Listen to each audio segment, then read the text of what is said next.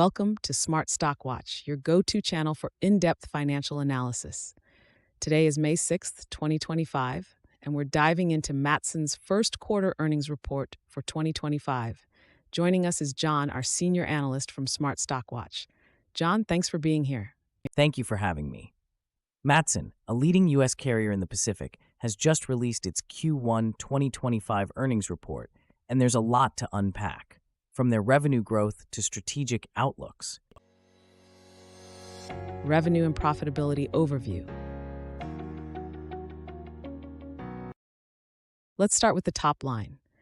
Matson reported a net revenue of $782 million for the first quarter of 2025, up from $722.1 million in the same period last year. John, what are the key drivers behind this growth? The revenue increase is primarily driven by significantly higher freight rates in China, which have carried over from the fourth quarter of 2024. Additionally, Matson's net income more than doubled to $72.3 million, with EPS rising to $2.08 from $1.04 in Q1 2024. This reflects strong operational performance and cost management. That's impressive. And how did their operating income fare? Operating income saw a substantial increase, reaching $82.1 million compared to $36.9 million in the previous year. This was largely due to the higher freight rates and a strong contribution from their SSAT joint venture. EPS forecast and analyst expectations. Analysts had forecasted an EPS of $2.34 for Matson, but the actual EPS came in at $2.18. John, how should investors interpret this? While the EPS of $2.18 fell short of the forecast, it's important to note the significant year-over-year growth of 109.6%. The market reaction might be mixed due to the miss, but the underlying performance is strong, indicating robust operational efficiencies and strategic execution. So despite missing the forecast, the growth is still a positive indicator. Exactly. The growth in EPS and net income suggests that Matson is effectively navigating the current market conditions, even if they didn't quite meet analyst expectations. Operational efficiencies and future outlook. John, let's talk about Matson's operational performance across different regions. How did they perform in their key markets?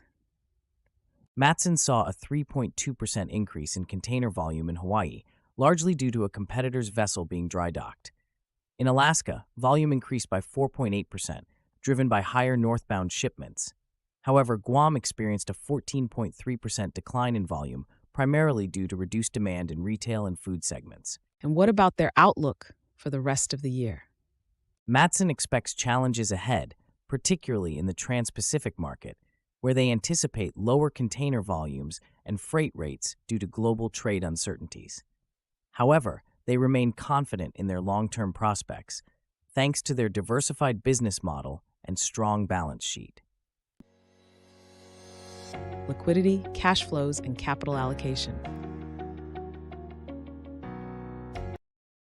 Let's shift our focus to Matson's liquidity and capital allocation. How did they manage their cash flows this quarter? Matson generated $89 million in cash from operating activities, a significant increase from $36.6 million last year. They also invested heavily in capital expenditures, totaling $89.2 million, which includes new vessel construction. And what about their shareholder returns? Matson repurchased approximately 0.5 million shares for $69.2 million and declared a cash dividend of 34 cents per share. These actions reflect their commitment to returning value to shareholders while maintaining a strong financial position. Key takeaways. In summary, Matson delivered a strong first quarter with significant improvements in revenue and profitability, despite missing the EPS forecast.